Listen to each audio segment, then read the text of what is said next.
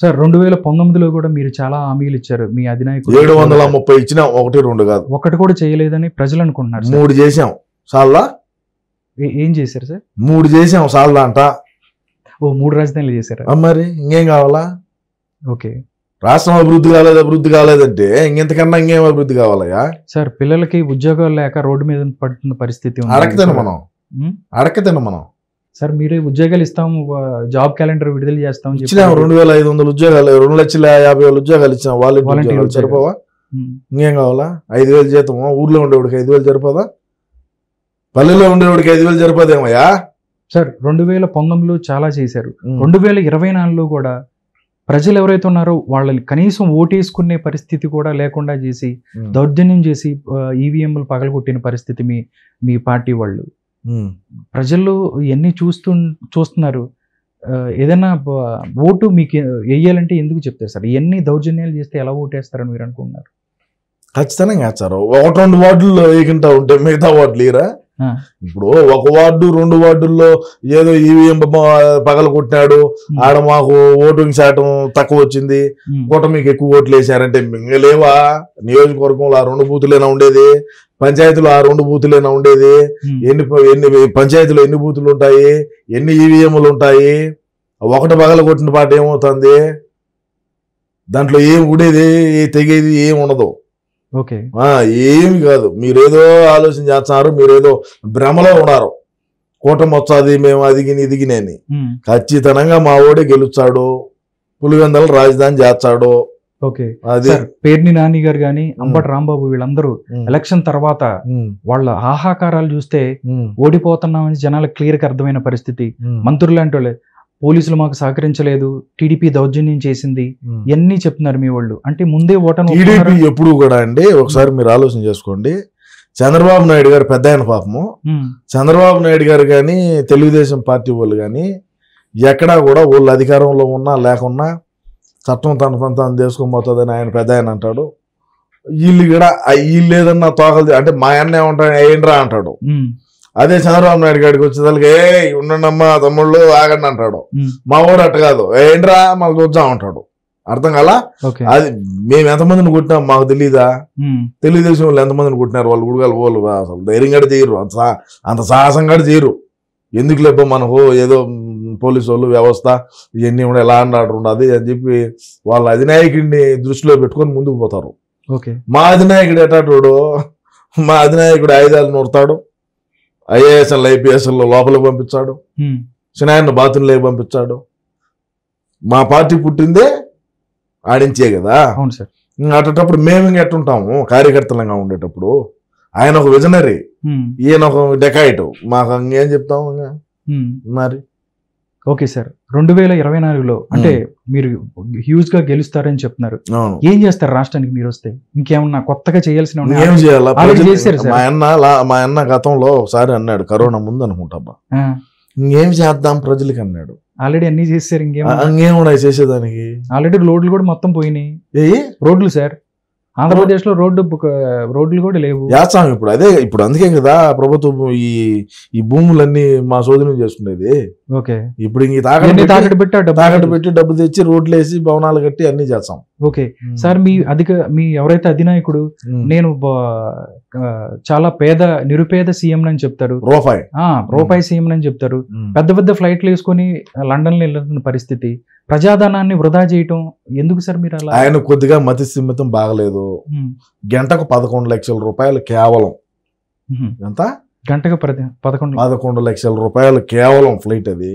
Okay. విలాసవంతంగా నిద్రపోతాడు, స్నానం చేస్తాడు, అన్ని రకరకాలుగా దాంట్లో ఫెసిలిటీలు ఉంటాయి. పోయినాడు ఏమవుతుంది? ప్రజాధనమే కదా. మా ఇంట్లోంచి మా రాజారెడ్డిది ఏం తెచ్చి పెట్టలేదు కదా. ఓకే, ప్రజాధనమే కదా. సార్ మీ అధినాయకుడు ఎవరైతే ఉన్నాడో కడపలో మీకు బాగా దెబ్బడబోతుంది. అక్కడ ఏదైతే ఉందో పార్లమెంట్ ఓడిపోబోతుంది. దాంతోపాటు పులివెందుల్లో కూడా మీ అన్నకి ఎదురుగాలి తగిలితే అవకాశం ఉందని అనుకుంటున్నారు సార్ జనాలు. పులివెందుల్లో ఎదురుగాలంటే గతంలో ఏంటంటే ఎవడు కూడా బూతుల్లో మెంబర్ గా కూర్చునేదానికి కూడా భయపడేవాడు. ఓకే. టీడీపీ తరఫున వార్డు మెంబర్గా కూర్చోవాలన్నా కూడా భయపడేవాడు.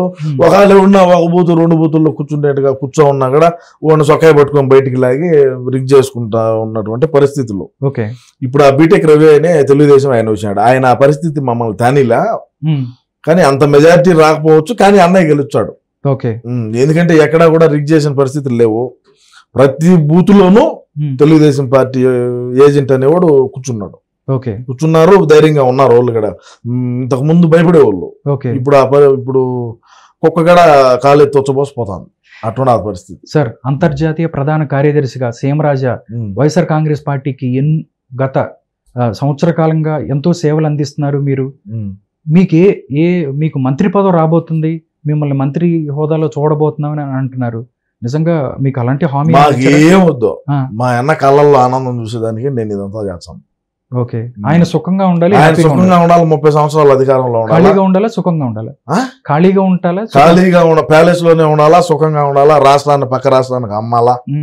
అమ్మితేనే నాకు ఆయన కళ్ళల్లో ఆనందం ఉంటుంది. అప్పుడు నేను సంతోషం. అప్పుడు దాకా నా ఈ పోరాటం ఆగదు. ఓకే, ఈ పోరాటం కొనసాగుతుంది, ఖచ్చితంగా కొనసాగుతుంది సార్. ఇంకా ఎన్ని రోజులైనా సరే జగన్మోహన్ రెడ్డి గారిని ఇంకా ఎలా చూడాలని మీ కోరిక? ఇంకా వైఎస్ఆర్ కాంగ్రెస్ పార్టీని ఎక్కడికి తీసుకెళ్లాలని మీరు కోరిక? మేము అలాగే ఇప్పుడు దుబాయ్, జింబాబ్వే, ఆఫ్రికా, నైజీరియా ఈ దేశాల్లో అన్నింటిలో కూడా పోటీకి సిద్ధంగా ఉన్నాము. రాబోయే ఎలక్షన్ లో ప్రెసిడెంట్లుగా ఇక్కడ అంటే ఇప్పుడు శాసనసభ్యులు, పార్లమెంటు, మెంబర్ ఆఫ్ పార్లమెంట్లు ఉంటారు. ఆడ డైరెక్ట్ ప్రెసిడెంటే. ఇప్పుడు బ్రిజిల్ ప్రధాని అయినాడు కదా, మనోడే కదా కూడా. ఓకే, పంపించిన సరుకు 25,000 టన్నులు అనుకో. 25 టన్నుల కంటైనర్ డైరెక్ట్ గా వచ్చింది. అదే విధంగా ఇక్కడ కూడా గనులు మంచి చెడ్డ అన్ని ఉన్నాయి. చేస్తాం ఈసారి గట్టిగా, తప్పకుండా చేద్దాం. ఎవరైతే రోజా గారు, అమర్నాథ్ గారు, లేకపోతే పెద్ద పెద్ద నాయకులు ఉన్నారు, వాళ్ళకి కూడా ఈసారి మంత్రి పదవులు కరెక్ట్ అయినంటారు, ఇస్తారంటారా? లేకపోతే డిప్యూటీ సీఎం ఇచ్చారు ఈసారి. ఓకే, మంత్రులు ఎందుక? మంత్రులు డిప్యూటీ సీఎం ఐటీ శాఖ మంత్రిగా ఇచ్చినారు, ఏం చేయలేకపోయినాడు. ఈసారి డిప్యూటీ సీఎం ఇచ్చితే భారీగా చేస్తాడు. ఇబ్బందిలే, నీకు డౌట్ ఏం, నీకెందుకు వచ్చింది, నీకేం బాధ ఇప్పుడు? నీకు బాధ ఏమయ్యా? మేము మంత్రి ఇచ్చాము, డిప్యూటీ సీఎం ఇచ్చాము, లేదంటే ఇంకొకటి ఇచ్చాము, లేదంటే కసూదీరా అంటాము, నీకు వచ్చిన బాధ ఏంది? మొత్తం మీ 25 మంది మంత్రులు కూడా ఎవరైతే ఉన్నారో అందరు కూడా ఓడిపోతున్న పరిస్థితి అని వివిధ రకాల సర్వేలు చెప్తున్నాయి. మా సర్వేలు మాకున్నాయి. నీ సర్వే నువ్వు తెలుగుదేశం వాళ్ళు ఏమన్నా పంపించారా? లేదండి, తెలుగుదేశం ఏం కాదు. మరి నువ్వేం మాట్లాడుతున్నావు? మేము తప్పకుండా భారీ మెజారిటీతో గెలుచున్నాము. 175కి 178. 78 దాంట్లో ఎటువంటి డౌట్ లేదు. పార్లమెంట్ ఎన్ని సార్? 25కి 25 గెలుచాం. 25కి 25 గెలిచి ప్రత్యేక హోదా మెడలోంచి తెచ్చాము ఈసారి. ప్రత్యేక హోదా రాష్ట్రానికి అభివృద్ధి చేస్తాము. రాష్ట్రంలో రాజధానులు కడతాము. పులివెందుల గడ రాజధాని చేయబోతాము ఈసారి. 4 రాజధానులు అంటే పులివెందుల 4వ రాజధాని. ఇప్పుడు అమరావతి, వైజాగ్, కర్నూలు. రేపు గెలిచిన తర్వాత ప్రమాణ స్వీకారం రోజే పులివెందులు కూడా రాజధాని అనేది పెడతాము. ఎందుకంటే ఆ రియల్ ఎస్టేట్ కూడా పెరగాలి కదా. మాకు నీళ్లు లేనప్పటికీ రియల్ ఎస్టేట్ అనేది పెరగాలడ. సోలార్ ప్లాంట్లు అయ్యి ఎన్నో రకరకాలుగా మా బాధలు మాకు ఉంటాయి కదండి. మరి ఇప్పుడు ఎలక్షన్ లో మా వాళ్ళు ఏం రొంత ఖర్చు పెట్టినారా? మరి ఆ ఖర్చు అంతా పూడ్చుకోవాలి కదా. ఏం మా ఇంట్లో మా పిల్లలు తాలిబొట్లు అమ్మి అయితే మీకేం పెట్టం కదా ఇక్కడ అని నేనన్నా మాట కాదు, గిద్దలూరు ఎమ్మెల్యే అన్నాడు. కన్నా రాంబాబు అని ఆయన ఉంటాడు, ఆయన అన్నాడు. అన్నా రాంబాబు, సారీ అనే రాంబాబు గారు. సార్, గ్రౌండ్ లెవెల్లో ప్రజలు అనుకున్న మాట, అసలు మీ అధ్యక్షుడు లండన్ నుంచి రాడు, అక్కడే సెటిల్ అయిపోతాడు అన్నట్టు అని కొద్దిగా ట్రీట్మెంట్ తీసుకున్నదాన్ని పోయినాడయ్యా. దానికి కూడా మీరు ఇది మాట్లాడతేట అంటే రేపు 9వ తేదీ ప్రమాణ స్వీకారం రోజు మాట్లాడొద్దా? మాట్లాడాలంటే కొద్దిగా ఇది ధమాకు ఇది చేసుకోవద్దా? మరి ఫ్రెష్ చేసుకునేదానికి పోయినాడు. సైకాలజిస్ట్ అలాగా కలుస్తున్నారా? ఏమన్నా మీకు ఇన్ఫర్మేషన్ ఉందా? అది వేరే డాక్టర్, ఆయన ఎవరిని చూడడు, ఒక మా అన్ననే చూస్తాడు, ఇంకెవరిని చూసేది కట్లా. ఆ ఫ్లోర్ అంతా కూడా మా ఓడే ఉంటాడు. అది కథ, ఆ విధంగా ఉంటారు.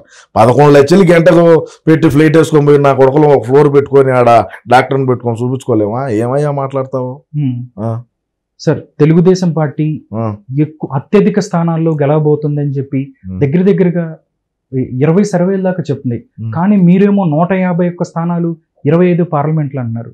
జనాలకి నమ్మశక్యంగా లేదు అని అనుకుంటున్నారు. 40 సర్వేలు చెప్పినాయి మాకు, మేము 175. Why not 175? ఏందంట ఏంది?